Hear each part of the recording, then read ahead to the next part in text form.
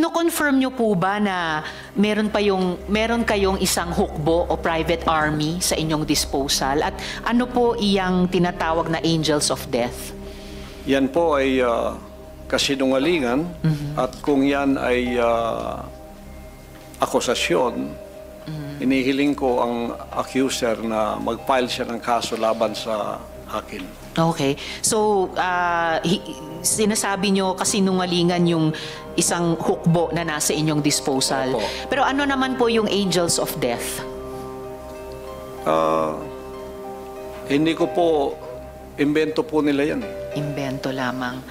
Ano ang, kanina po kasi sinabi po ni Sir Edward na yung, ano ba ito? Yung, saan na ba yung notes ko? Teka ha.